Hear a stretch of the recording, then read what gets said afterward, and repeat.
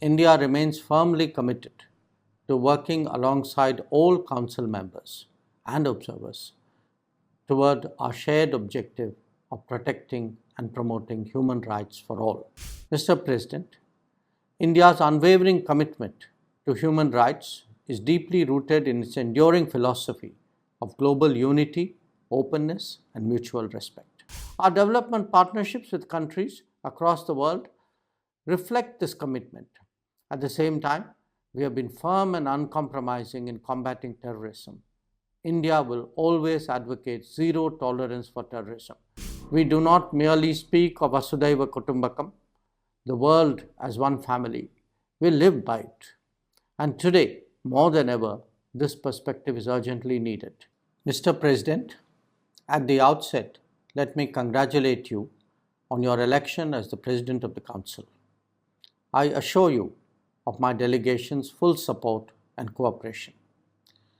As an observer in the Council this year, India remains firmly committed to working alongside all Council members and observers toward our shared objective of protecting and promoting human rights for all.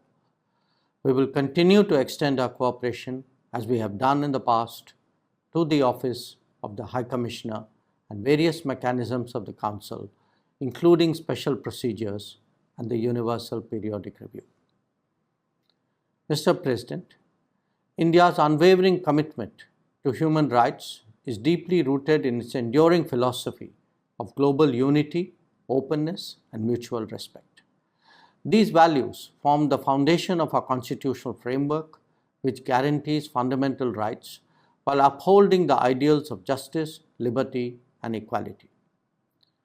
Last year, our general elections stood as yet another testament to these ideals and to the strength and vibrancy of our democracy. As the world's largest democracy, representing a sixth of humanity, India's general elections was an opportunity for 1/8 of the global population to cast its vote. We are a rich tapestry of cultures, languages, and faith, bound together by a millennia-old tradition of coexistence, diversity, and respect for human dignity. This pluralistic and progressive ethos is what India brings to engagements within the Council, fostering dialogue, mutual understanding, and collective progress.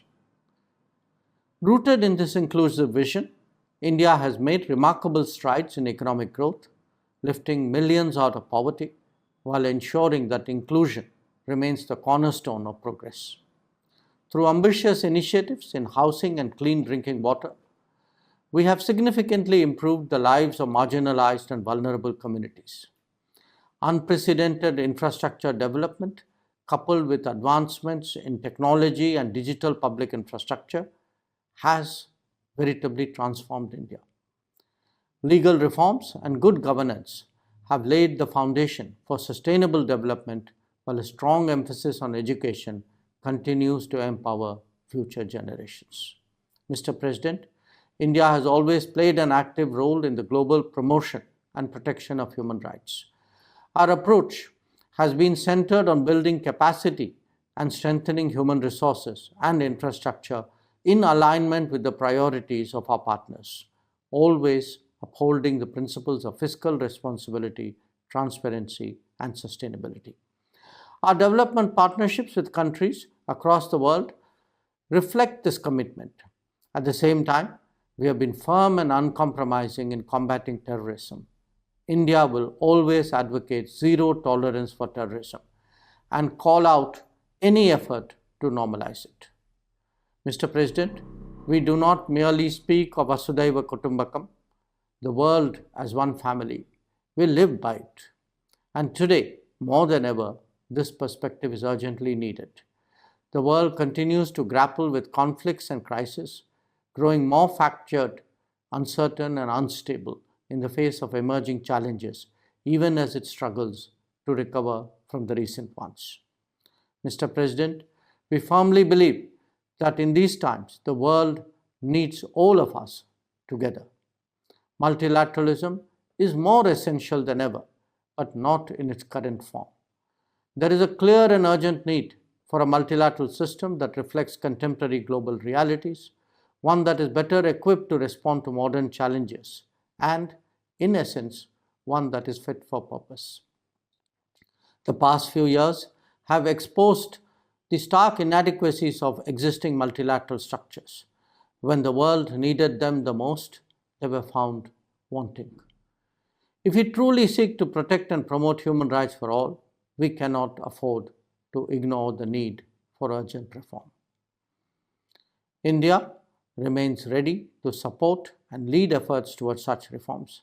Let me conclude by reaffirming India's steadfast commitment to the global promotion and protection of human rights and to ensuring their full realization for all people.